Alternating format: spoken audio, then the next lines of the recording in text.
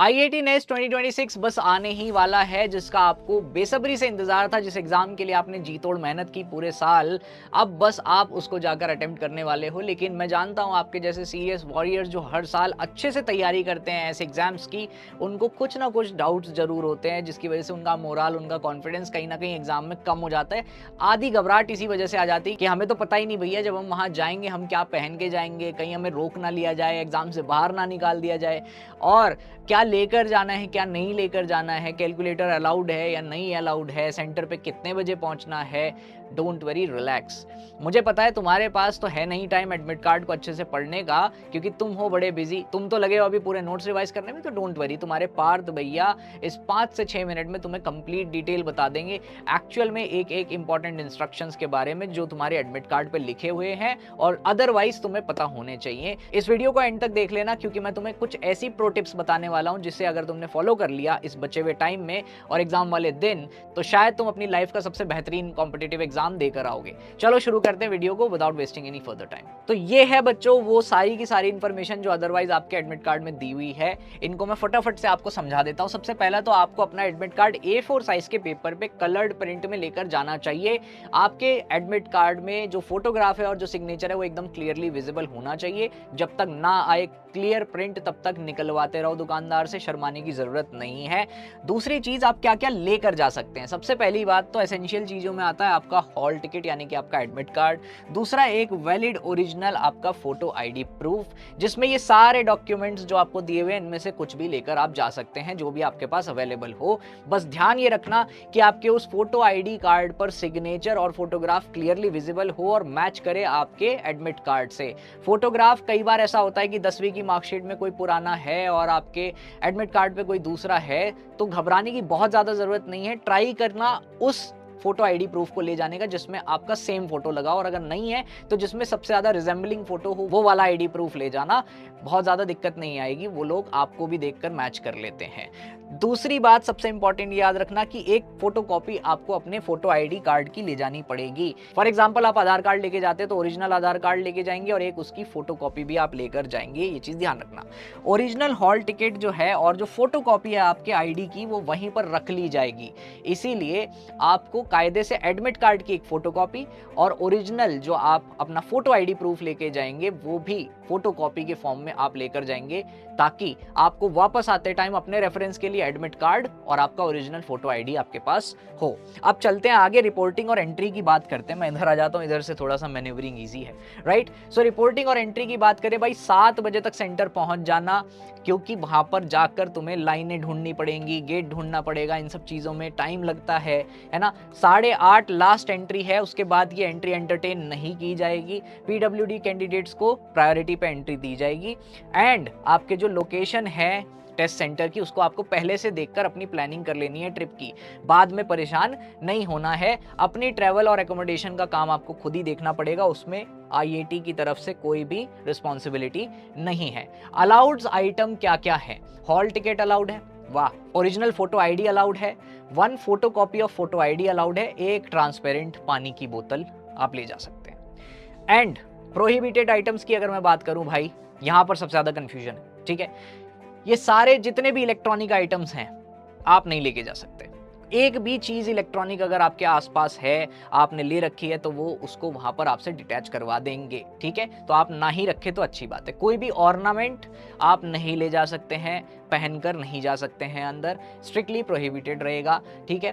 Printed या फिर किसी भी तरीके का hand written paper, log tables या फिर कोई भी असिस्टेंस आप नहीं लेकर जा सकते हैं। Wallets, handbags, goggles, caps, belts etcetera भी आप नहीं लेकर जा सकते हैं। अगर आपका नाड़ा लटक रहा है बिना बेल्ट के दोस्त, तो आप लोअर पहन के जाइए, वो भी जो टाइट हो सके, ठीक है। अपने आप को पूरा कंफर्ट सिचुएशन में रख के जाना और कम से कम बैगेज लेकर जाना, और वो लेकर जाना जो अलाउड हो, और जो अलाउड है वो बेयर मिनिमम मैं आपको बता चुका हूं, ठीक है। There is no facility for safe keeping your personal belongings.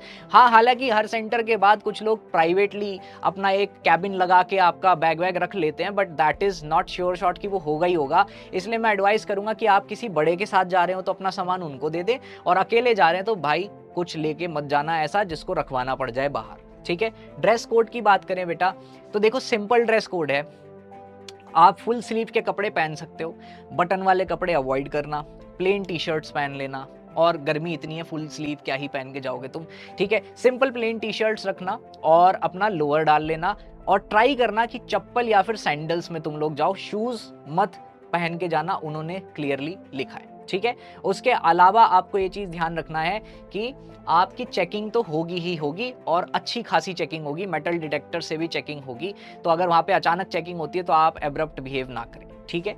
Then सबसे इंपॉर्टेंट बात यह है बेटा कि कोई भी सस्पिशियस आइटम अगर आपके पास उन्होंने देख लिया तो आपको सेंटर से बाहर तो नहीं निकालेंगे, पहले वो आपसे वो आइटम छीन लेंगे, ठीक है, बाहर ही छीन लेंगे।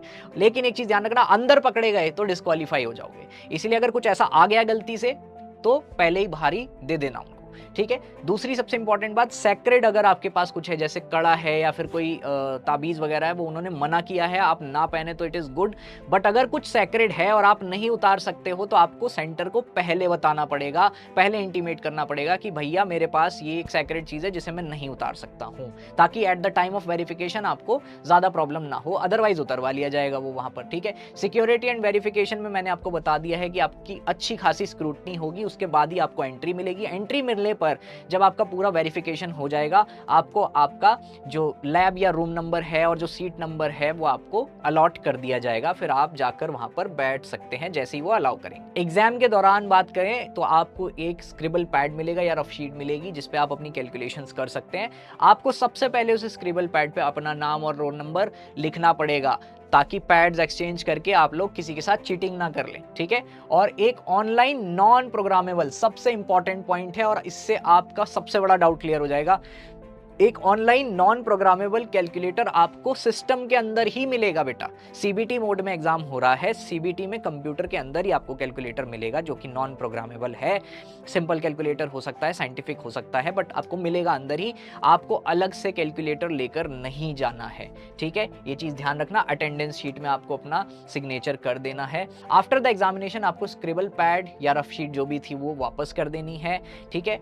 रिमेन सीटेड, जब तक आपको बेसिकली जाने को ना कहा जाए तब तक आप चुपचाप बैठे रहें वहीं। और अगर मैं तो कहता हूं कि ये जो 2.5 घंटे में पेपर खत्म करके भागने की आदत है ना, ये उस एग्जाम में मत करना। 3 घंटे तक बैठ के पेपर को एक बार निहार लेना, कहीं कोई गलती तो नहीं, कोई क्वेश्चन तो नहीं छोड़ दिया। जब टाइम पूरा हो अपना पेपर सबमिट कर दो, 5 मिनट पहले सबमिट कर दो और फिर चले जाओ आराम से, ठीक है।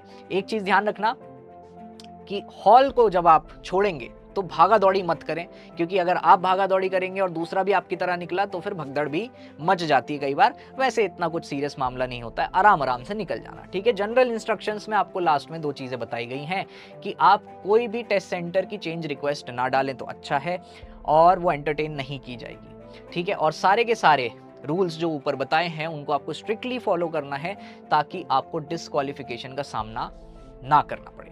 अब मैं जानता हूं तुम लोग में से कई बच्चे परेशान हैं कि तुम्हारे आईआईटी नेस्ट के सेंटर्स दूर हैं। आई नो यार, देखो जो चीज़ें हैं उनको बदल नहीं सकते हैं, उनके लिए जितनी मेहनत कर सकते थे हमने की, चाहे फिर वो एग्जाम की तैयारी ही क्यों ना हो या फिर सेंटर एलोकेशन की रिक्वेस्ट ही क्यों ना हो। और आईआईटी की बहुत सारे बच्चों ने मुझे ये चीज़ बताई कि उनकी जो आईआईटी का सेंटर पड़ा है वो वहीं पड़ गया जो नेस्ट का था, जहाँ पर उनका जो अदरवाइज वो सोच के चल रहे थे दूर है। जैसे मेरे ऑफलाइन क्लास में बहुत सारे बच्चों ने मुझे पहले कहा था नेस्ट का सेंटर सर जयपुर लग गया है, हम तो दिल्ली वाले हैं, लेकिन उनका आईआईटी का सेंटर भी जयपुर डाल दिया है, तो अब तो उनकी प्रॉब्लम खत्म हो गई। तो अगर आपके साथ ऐसा कुछ हुआ है तो इसका मतलब है कि उन्होंने रिम्बर्स कर दिया एक तरीके से, ठीक है।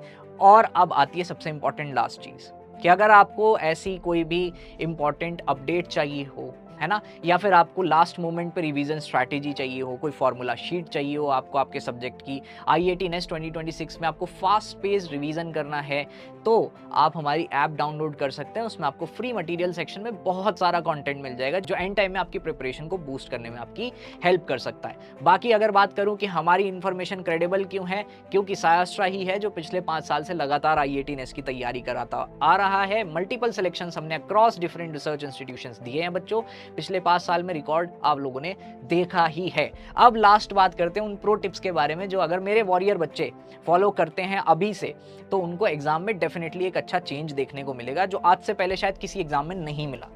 सबसे पहली और बेसिक चीजें हैं प्रो टिप्स में, सबसे पहले नंबर आता है हाइड्रेशन का। भैया जितना हाइड्रेट रख सकते हो अब से लेकर एटलीस्ट एग्जाम जब तक देकर नहीं आते रखो, क्योंकि बाहर जाओगे, धूप में खड़े होगे, गर्मी का मौसम है, डिहाइड्रेट हो गए, उल्टी लग गई तो उसके बाद तो वैसे ही पेपर खराब जाएगा।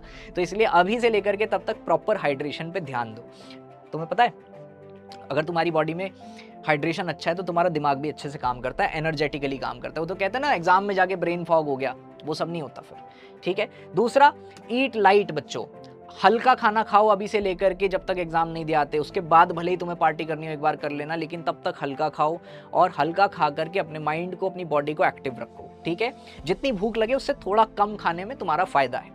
उसके अलावा सिंक्रोनाइज करो अपने शेड्यूल को एग्जाम के शेड्यूल के साथ। सबसे इंपॉर्टेंट पॉइंट, तुम्हारा एग्जाम आईआईटी का है 9 से 12 और नेस्ट का है 2 से 5, तो अपने हाइपर एक्टिव आवर्स को इन्हीं के साथ अलाइन कर लो। अगर मॉक प्रैक्टिस कर रहे हो, क्वेश्चन प्रैक्टिस कर रहे हो या पढ़ रहे हो, रिवाइज कर रहे हो, तो कोशिश करो 9 से 12 बिना उठे फोकस के साथ वो काम करो और फिर 2 से 5 करो। अगर एक दिन में 6 घंटे दे पा रहे हो तो फिर एक एक दिन में 3-3 घंटे तो बड़े आराम से निकलेंगे और 9 से 12 और 2 से 5 तुम्हारे माइंड को पहले से पता होगा कि भाई it's time to be hyper active, ठीक है। Last but not the least, be confident, because अगर आप कॉन्फिडेंट नहीं होंगे तो जितना आता है उसका कोई फायदा नहीं है बच्चों, और अगर कॉन्फिडेंट होंगे तो जितना आता है उतना ही काफी है। इस प्रो टिप के साथ साथ एक बात और सुन लो कि अगर आप या फिर आपका कोई जूनियर या आपके कोई कजन्स हैं, आपके कोई छोटे भाई बहन हैं जो तैयारी करना चाहते हैं, इन रिसर्च इंस्टीट्यूशन में जाना चाहते हैं, आपकी तरह साइंटिफिक टेम्परामेंट को इम्प्रूव करना चाहते हैं, तो मैं बता दूं कि शास्त्रा के ऑफलाइन सेंटर्स खुल चुके हैं इंडिया में 4 डिफरेंट लोकेशंस पे बच्चों, जिसमें